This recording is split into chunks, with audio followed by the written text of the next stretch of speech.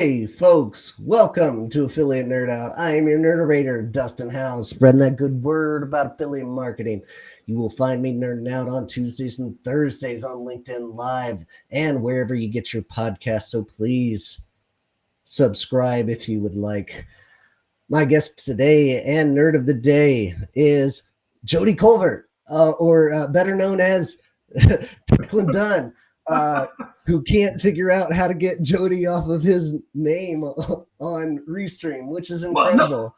I'm an affiliate guy, so I'm shilling for Jody. Buy Jody's stuff. Buy No. Jody's stuff. All right. Declan and I go back years, meeting an affiliate summit and networking in the same neighborhoods. So Declan is the growth developer over at Done Simply, which we'll get into. And Declan, appreciate you being here. Thanks for coming on in, and welcome to the Nerdatorium. Yeah, it's fun. Thanks for having me on. I look forward to exploring what is happening in the industry and hopefully share a little bit of a different point of view. Fantastic. And I want to hear more about Jody here soon, but you can ask any questions you would like about affiliate marketing, drop it in the chat. And Declan and I will do our best to get in there and answer those questions. So come on in. But without further ado, Declan, who are you? You know, I've been asking myself that for a long time, and I don't yet have an answer. But I am a longtime entrepreneur in the internet space since 1995. And I developed an educational site that actually taught me how to do partnerships. My first two are with ABC and PBS while I was working out of my bedroom. And I learned to drew it into the affiliate world and started working with a number of merchants, worked about 35 different merchant programs from 1998 to 2005, when I did a lot of management and also worked as a publisher and as an affiliate. So I've always played both sides of the equation.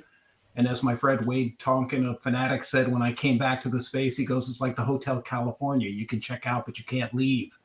And I love the community and friends I have. And basically, I'm an old school performance marketer who just loves this space and loves building partnerships and community and finding different ways to make revenue and not taking it all too seriously. Oh, fantastic. Wade is a longtime listener on this podcast, and he's going to be a guest coming up in the weeks to come. So Nice. Glad you name dropped him. Love Wade. Everybody loves Wade. Nobody's ever had a bad thing to say about Wade. Well, thank you for the introduction, Declan. There's a link to Declan's profile in the chat already. Please click that link if you'd like to get a hold of him. Declan, let's talk about who you're servicing and what you're doing right now. Well, what I normally do is I tend to work, I've founded my own companies and have sold two. I am currently working at Done Simply, and mostly what I do is I tend to work with executive teams or also startup entrepreneurs because I'm a startup guy. I love entrepreneurs. I love putting that energy in the space. Plus, there's a lot of room for revenue growth. So what I do is I call myself a growth developer, which is a mixture of business development and then really growth marketing, which is really seeing ways to increase revenue, not just conversions, but the whole integrated system from ad or in the affiliate case, just a link to the conversion to the consumer experience. How do we actually increase sales? But more importantly, how do we actually develop LTV, a real bond with our customer? And to do it, I'm sort of unusual because as a growth developer, I build inside companies, divisions, or I work with them with people that they have and train them so that they can up and run it without me. And often it sounds really odd, but as a startup, I think of myself as like a little startup within companies to help grow that, often working with the C-level executives and just, I just have a large network of people I've known over the years that are just a real blast to work with.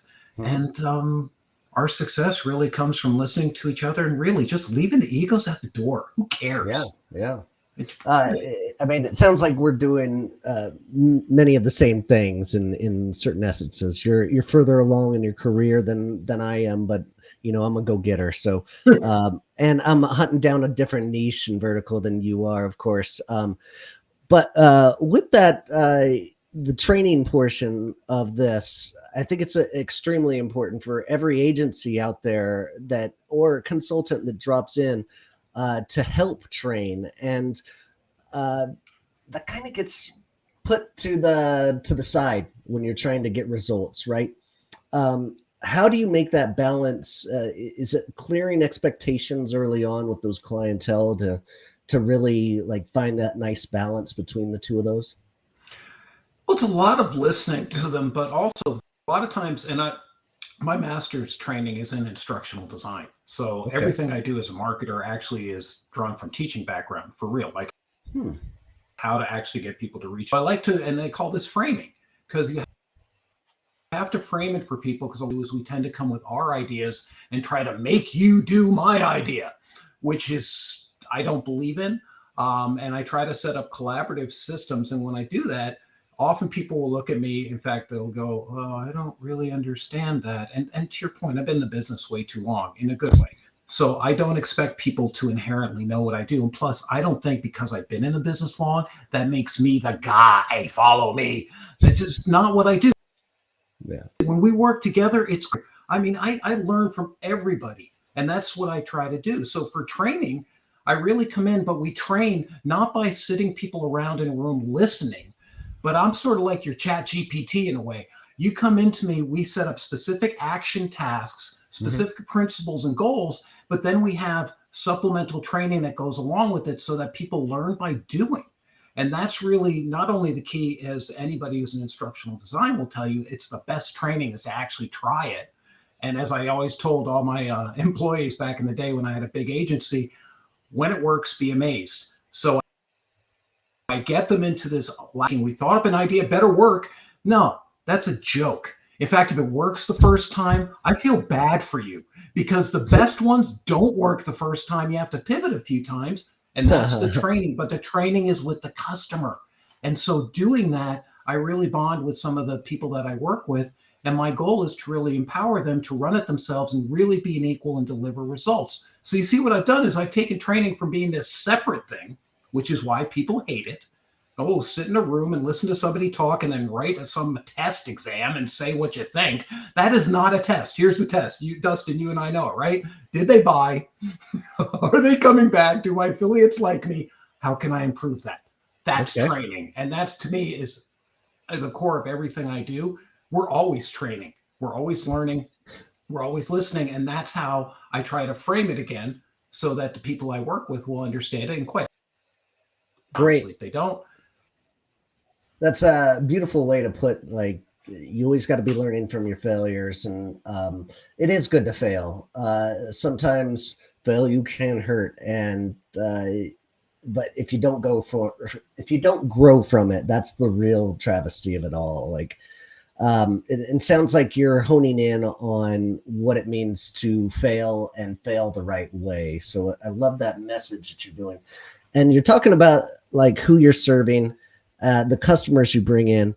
Um, let's elaborate a little bit more on the funnel process of the company and the conversion rate. Like you're testing this out. What's one of the first things you test out on a website and make sure that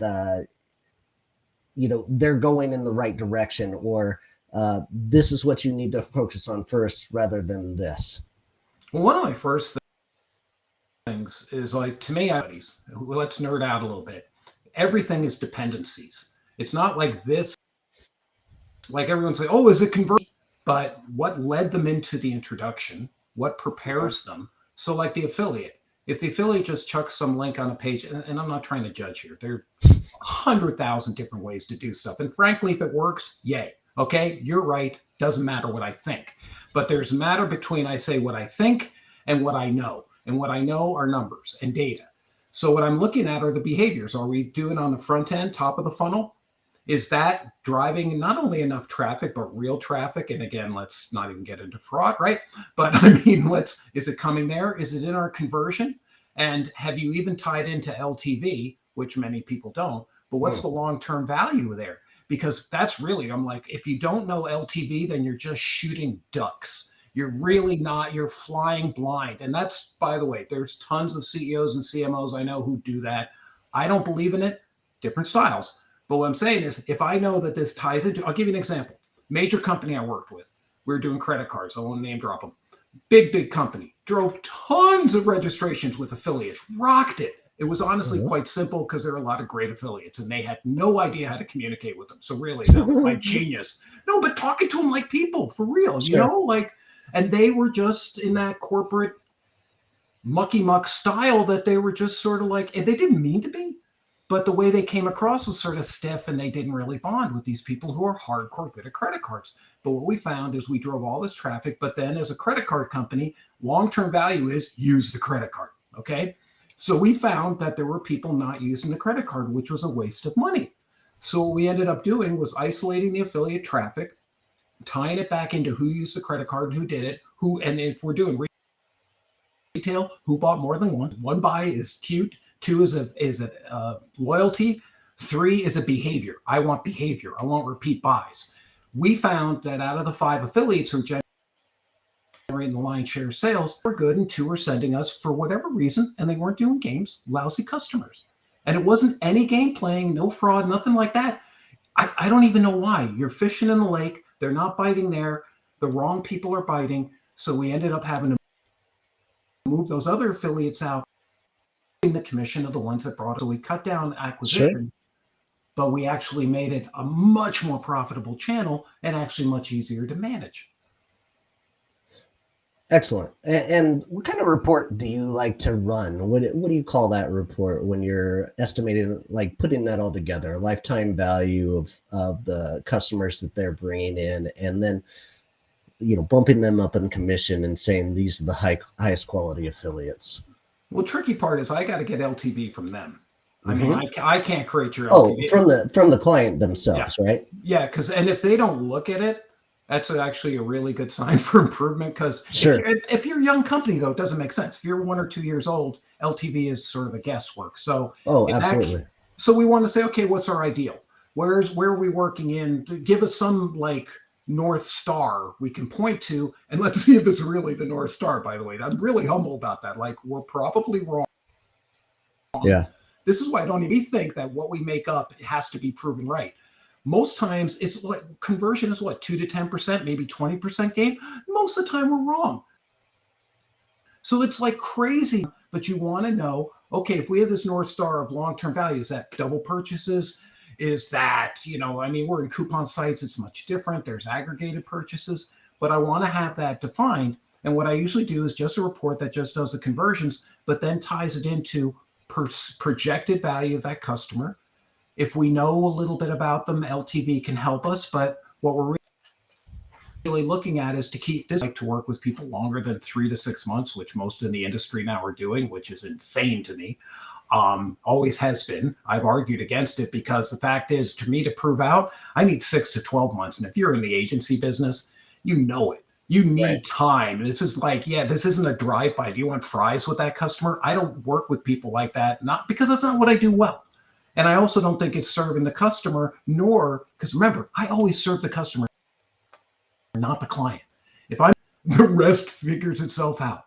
Trying to make the client happy and I don't agree with them, I'll talk to them about it. I'm not trying to be right. It's not right or wrong. It's right and left. And that's a really key thing because there's this headbutting male ego alpha garbage that can go on. Not that women don't do it sometimes too, but it's that, watch that, because in the end, throw the egos out the door.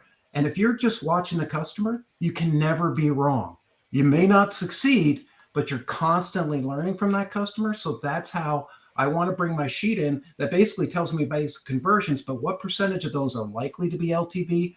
What are those behaviors? I want to find a couple of key behaviors, indicators, which I always find that tell me that this is likely to be a repeat customer. Okay. Yeah. So for those young companies out there that might be listening, what's a good tool that you would suggest to evaluate the customer avatars that are showcasing in their lifetime value that is good for a company? Well, it's interesting because that's a database thing, generally, and there aren't, that's such a deep question in terms of database and what they can handle. I mean, you can use a spreadsheet.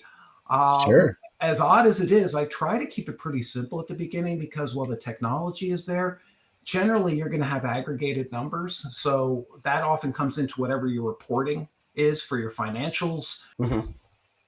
for your profit and loss to be. That's an extreme. But if you're a young company, start out with a spreadsheet, start looking and live in 3 month increments. Every three, if you're just starting out, every 90 days review.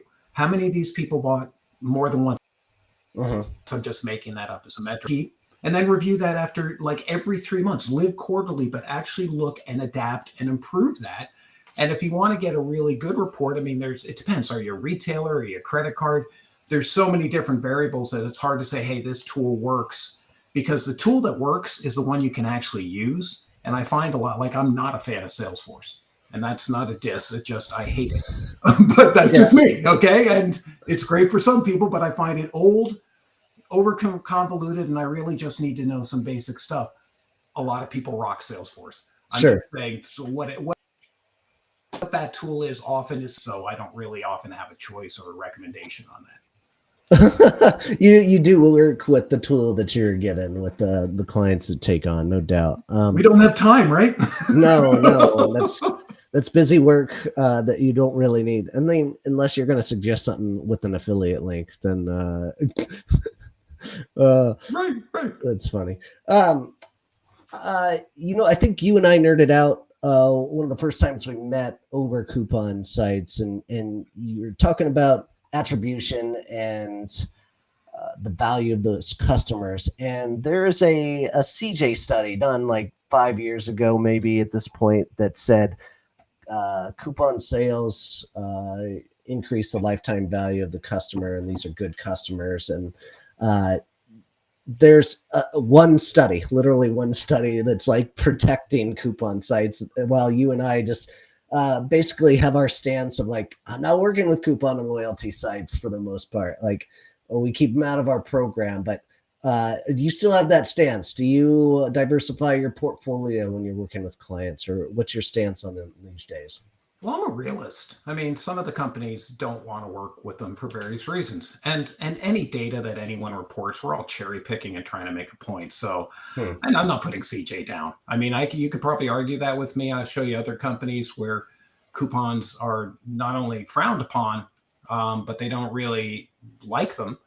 Mm-hmm. And they don't like those type of affiliates. And I think that's actually a misnomer, because I don't think all coupon affiliates are bad. I mean, when I came, one of the reasons I left the space, because it was only coupon and rewards. And I was like, Hmm. it was just stuck. And I thought that was all it was going to be. And when I came back, it broadened out into, so there's a more of a diversifying going on. So in terms of it, obviously there are some that drive, again, think about what I said with my example, the credit cards. Are they driving Mm-hmm. quality customers? Are they actually validating what you say? Because some coupons can. Coupons are always a good way to make it, but if the person's loyal to the coupon, which depends on the publisher and the audience, if they're actually loyal to the coupon, there's no loyalty. They're just buying price and hitting you. Where if there's actually a coupon that leads to loyalty with my brand, that's just a cost of goods, not cost of goods, but cost of business up front. And then I can see that that comes out into repeat purchases where I'm not couponing them, in our case. Then that business case validates itself. So I always want to see, because here's the deal, they're just using coupons every time. They're not really buying from me. They're just buying from me, and they really will go to anyone else. That's the nature of coupons versus the audiences that bring you in, not just quality customers, but that just depends on if the customer, and that goes to your customer experience too, because most people have lousy coupon experiences that ruin it for the customer, and they just don't even care. So if the experience is good, Yeah. that's why they buy more than once, not so much the origin of the traffic to coupons or rewards. Does that make sense? I think your message there is, if you are going to use some kind of coupon strategy, make sure they're up to date and they work. And if you are going to feed them to the algorithm out there that is, putting them up on their websites, make sure that they are up to date and you have some kind of relationship with those coupon sites that you can get those taken down. That's a tough task, but I think the message is not. So if not coupons, then who are people supposed to turn to? What is your bread and butter, like go to first partners that you want to go searching for when you're working with clients? Well, I work more for the publisher end in this day and age, but I would say Okay. that if we're looking, I think one of the narrowness I find is that people in this space, especially, and they're under a lot of pressure. Some of this comes from the fact that the brand is actually pushing them to do things that, Okay. get me so many affiliates, and not real. And there are some who think it through and actually understand the space, and there are many who don't. They're just part of the marketing thing. I don't mean that to be judgmental. It just is. They're just like, like I saw one major program just put everybody to 0% because they cut their budget. A little clue phone, that's not really great. You're really not running a channel. You're just abusing affiliates. So you need to make sure that if you're looking for them to be sort of diverse, you want to look. So there's people like I do a lot of and a lot of people hate this, quality over quantity. We're such a quantity business, but I would much rather have a steady stream of quality affiliates who can Hmm. generate me successful customers, not necessarily all coupon, because nothing against that, but coupons are only part of the puzzle for the Hmm. customer. So I want those people maybe, but I also want to look at the content sites. Obviously, influencers, which my joke is they have 5 minutes of fame. So it's really hard with influencers because they rarely will repeat promote you, and they generally aren't famous ongoing, with some great exceptions, but it's a really hard space. Like they're hot for a year and then they're not.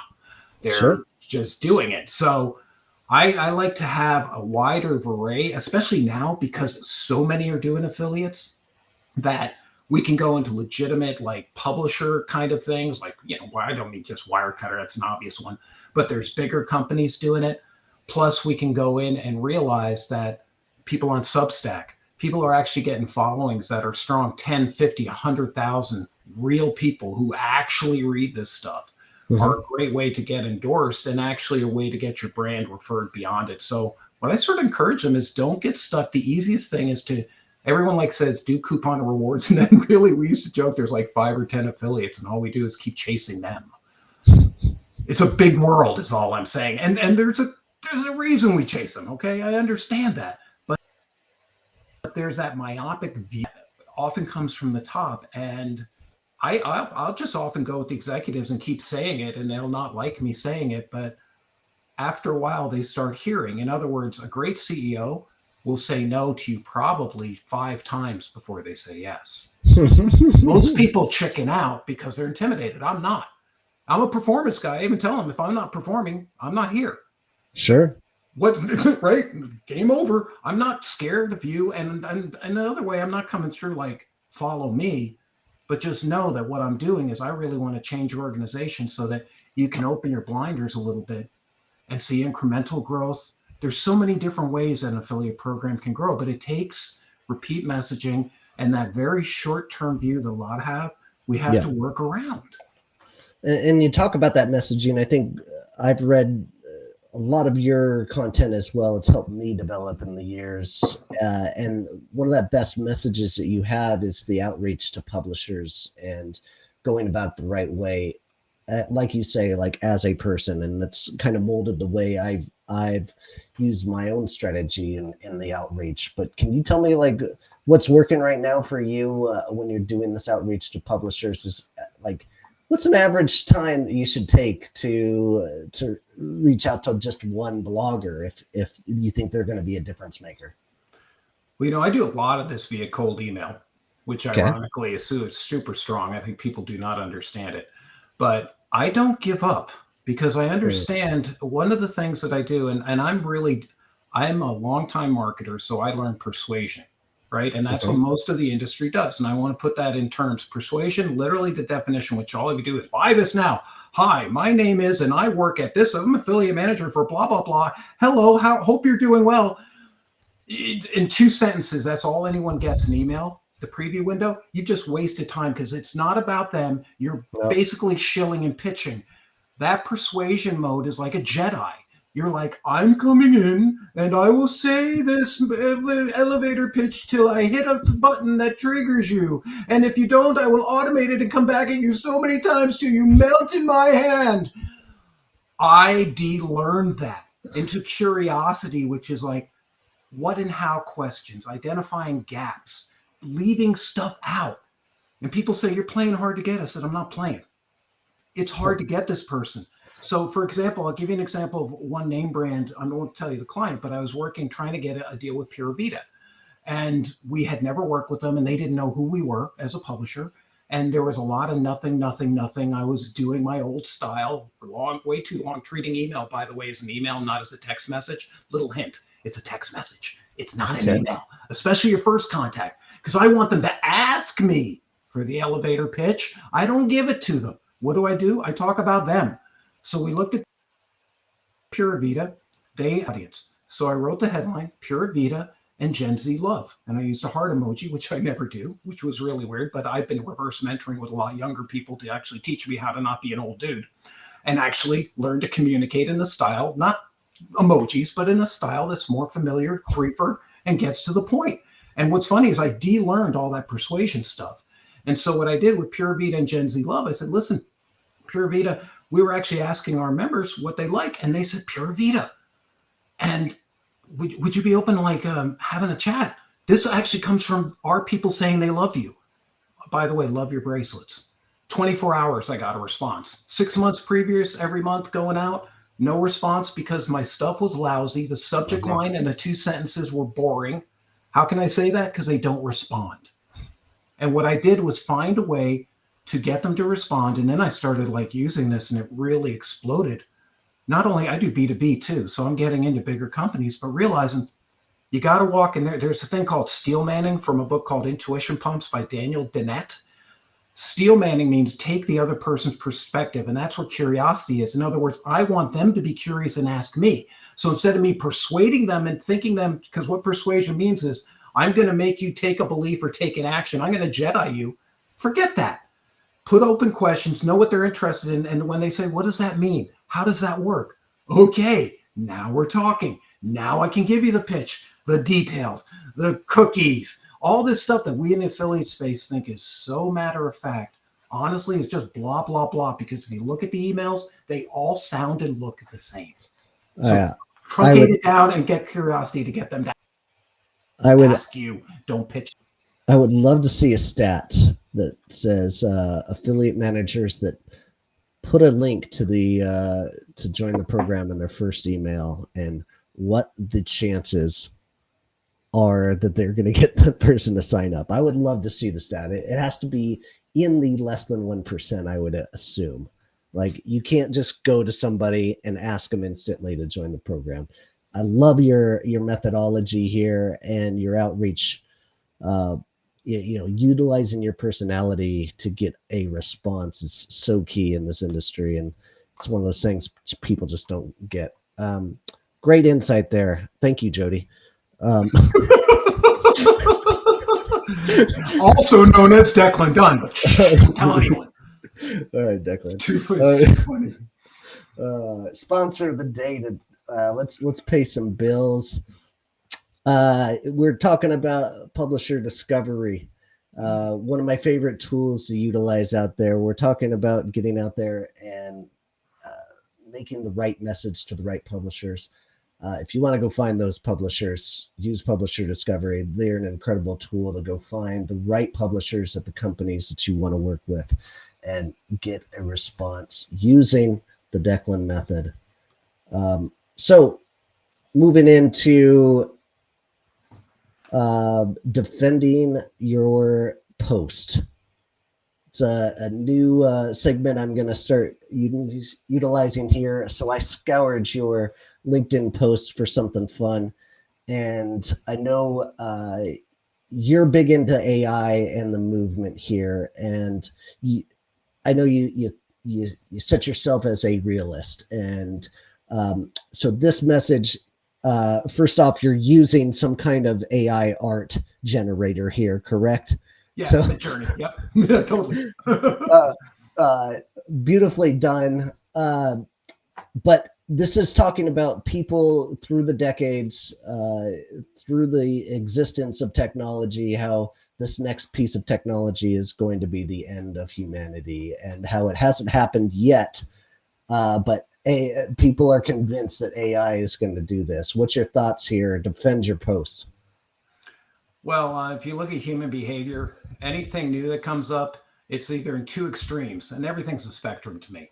It's either utopia, this is it, which is what the AI people are doing, and it is part. I actually love it, but it's part of the, you know, cultish feeling that can happen when these changes happen. And then there's the dystopian end. It's going to destroy us. And if you've looked at, I've been in this business, the internet, when it came out, oh, this is going to take people's jobs. When the personal computer came out, this is going to destroy jobs. If there's actually a Substack thing called Pessimism, I believe that's the reference of it, which cites every decade in the 20th century and the 21st, we are continually dying and being eaten by machines.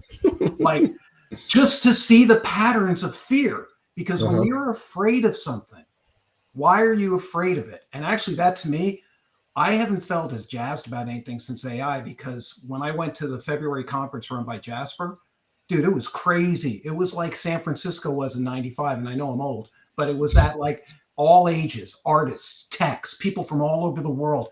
This stuff was like so vibrant. It wasn't like the usual bro tech, we're billionaires unicorn thing in San Francisco. Not against it, but like somebody like me, it's like, hey, thanks, old dude. You don't fit in. It was a peer-to-peer kind of thing. And what the fear is that what's really funny is people have seen Terminator way too often. They assume it, because it's funny. It's like, there's this brilliant thing that can do all this stuff. And by the way, in the end, it's just going to kill you. It's like, that's human. And what's funny is my one friend goes, oh, it's going to be nuclear war. There's going to be fakes and frauds. I go, what? Like we have now? That's a human thing. And what's funny is, but I do understand the power of using this, that these tools can augment. They're not meant to replace you. And that these kind of things generally bring across great change. Like the economy in the 1980s grew because the personal computer that everyone was afraid of was going to destroy everything. It radically shifted the way America grew. The level. AI is going to do that freaking quantum.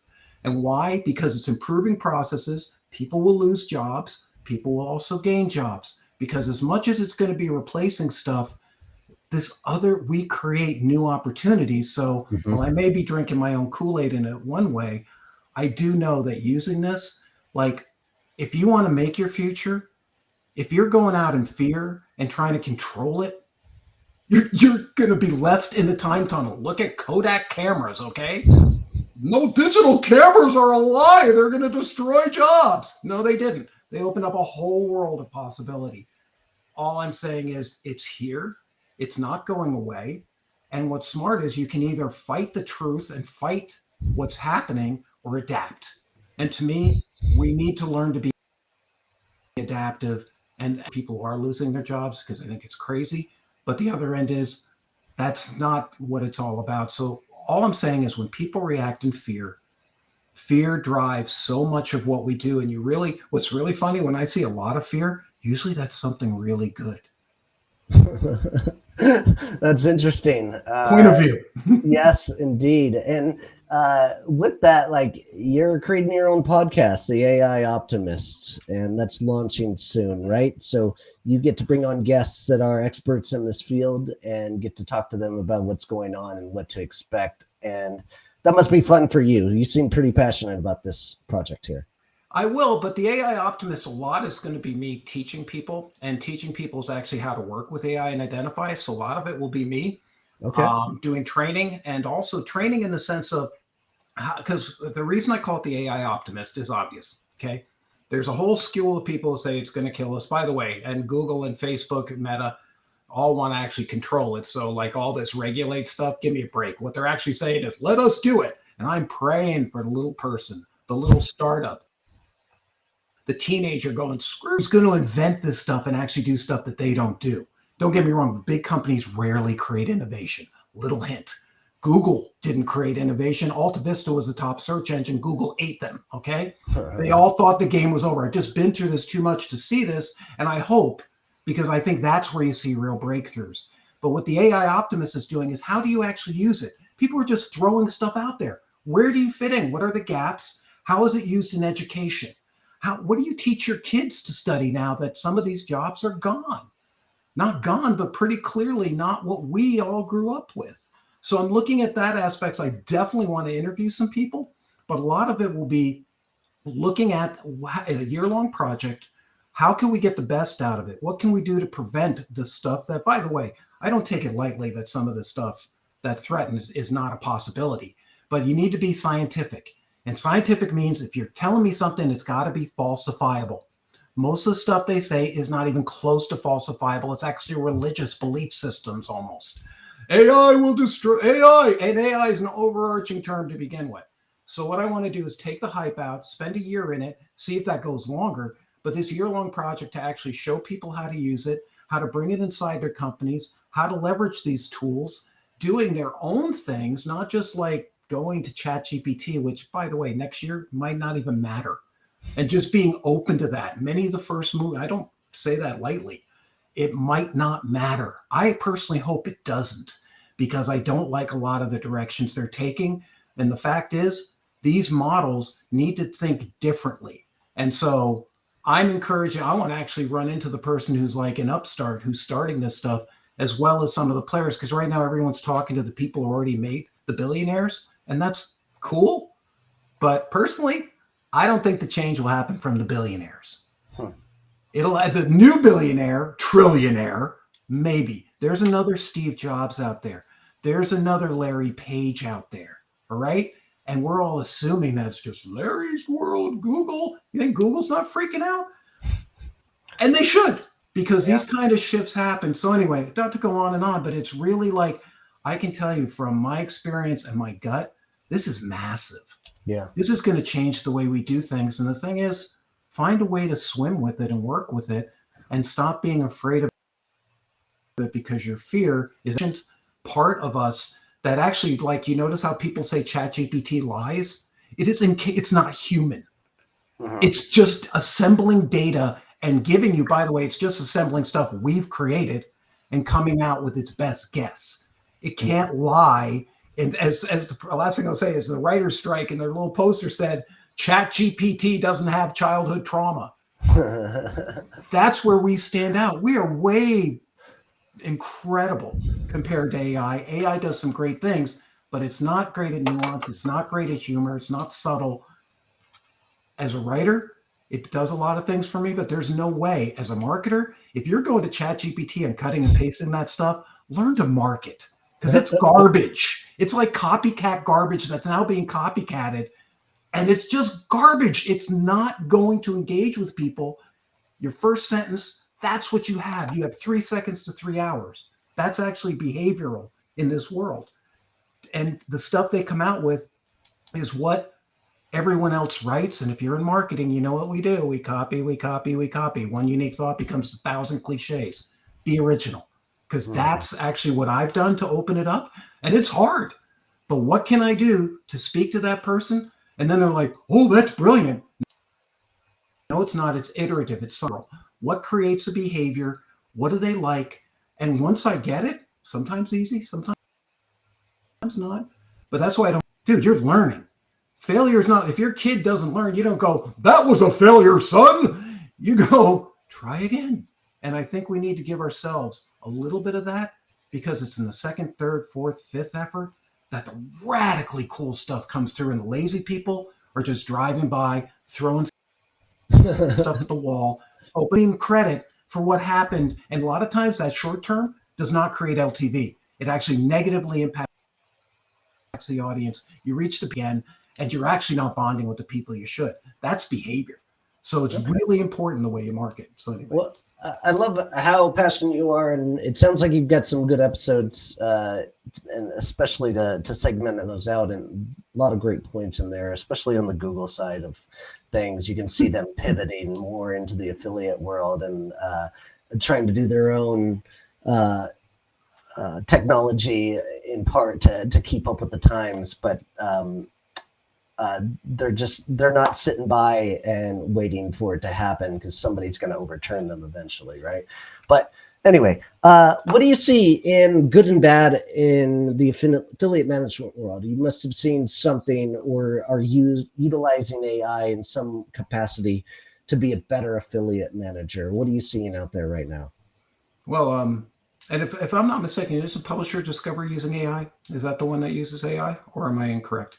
Publisher Discovery definitely uses automation. I don't know the secrets behind what they do Okay. on their scraping of of Google results, but I know it works. I know it No, gets no, you no, totally, like totally. But publishers, right? But I you're, don't know.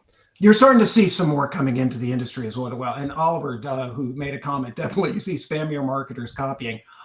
Yes, and this is your opportunity, by the way. This is the great AI opportunity, and let's bring it to affiliate managers. We tend to be copycats, right? We're so afraid, especially early people are so afraid. I used to challenge my people. Don't be afraid, mess up, talk to me, learn. The best thing, the only difference between me and you is I know I can come up with the idea. You don't yet believe it, and you will. If you don't, we're stuck in me, and that's going nowhere. We need to have your ideas, your input. So a lot of the affiliate managers will try to automate quite a bit. They'll blast. They'll say email doesn't work. So guess what happens? Email doesn't work. Sorry. Good luck text messaging people, right? That really makes them happy. You're trying to reach people who don't want to be reached. So you need to take the next level. And so what you can use AI to do, for instance, is use it to review and evaluate your copy. Why don't you actually write a publisher profile that matters, not what you think they are, but put that out and then run your copy by them and tell ChatGPT or Bard, critique me, rip me apart, be mean. By the way, tell it. Don't be nice. Be really mean. And you're just talking to a bot. It will actually give you that. I do that with customers. I create profiles using the language from social media and the words, conversion pages they like, putting it into the blender. Jasper does this for me. They have a brand profile. I turn out so that my customers, I can then run my copy by them and say, what did you think of this? What was good? What's missing? So a lot of the affiliate managers, you need to do the same thing with the brands you're trying to reach, or as a publisher to reach the brands, or as a brand trying to reach the affiliate. Get your language into their language. You could copy and paste their language, run your copy by them, and do it. And actually have it said the way they would say it to you, not the way you would say it to them. Jasper actually did this with all its affiliates. They actually, and they're Jasper, so they're like on steroids here, right? But they have 16,000 affiliates. They take their content and they have their marketing message, and that content is adapted to the voice of the affiliate. While we can't do that, we can sure take the voice of the affiliate or the voice of the brand and then adapt our message to them. That's one way to use AI. And don't just copycat, be lazy, hit autopilot, and then look at it 3 weeks later. Watch it, especially early, till you systematize. When I spend like the first month, I'm systematizing. Second month, I'm testing. Third month, I'm scaling. But I need that 60 days. Most of us do this in 2 to 3 weeks. You're not testing, you're guessing. Love that. Love that message. And Adam Reamer just said that last week, actually. He's like, rate your copy and throw it through your AI to get the responses. And like you guys are preaching that same kind of concept. If you want to go check out Jasper, like Jody is telling you about. Jody actually doesn't like Jasper. I do. So it's really funny. Jody is less on to Jasper, but yeah. Jody Declan says, go check out Jasper, dustinhouse.com/Jasper for my affiliate link. And look, I'm being held hostage by Jody Colvard. Yes. She is telling me to market you. All this stuff I'm saying is a lie. Jody Colvard is holding me hostage. Free me. So sorry. I love her dearly. It's just hilarious that her name is there, but we've worked together many years. But you know what I'm saying, man? As an affiliate manager, stop. You're trying to be safe. I want you to be safe. But the other end is, if you actually want to break through, stop talking about yourself, your brand. Nobody cares. And I don't mean this to be mean. It's just true. You know why? People love it because I have my boundaries. One of the reasons people love to work with me that I've made deals with, because if it's not in my boundary or theirs, I say it, we part friends, and they're like, thank you for saving me time. You're not going to convince somebody who's not a good partner to be a partner. And the more you look at it from their way, it's inherent. It's like being the customer. You need to look at it from their point of view. Drop yours, drop your ego, stop feeling it's personal. And by the way, it does suck. I do know. Oh, crickets. It sucks. But the other end is you're at a low percentage game. How many of your affiliates make most of your sales? This many. So why not look at them and get to know them and then add more of those than to try to think that you're going to convert 80 or 90% of these people? Just one point of view. Fabulous. That's a great way to end it, Declan. Appreciate your time. Go check out his podcast, which is launching next month, The AI Optimist. And for those of you who are listeners, My guest on Thursday is Brian Hawkins. He is a mattress niche expert, and we're going to talk about the terrible affiliate world in the mattress space because it is like the grossest competitive nature there possibly is out there. If you would like to join me as a guest, go to dustinhounds.com/nerd or get that QR code up here in the corner. Uh, Declan, appreciate your time. Thanks for being here. For everybody else out there listening, you, especially you, Oliver, good to hear from you, buddy. And take it easy. Thanks a lot. All right.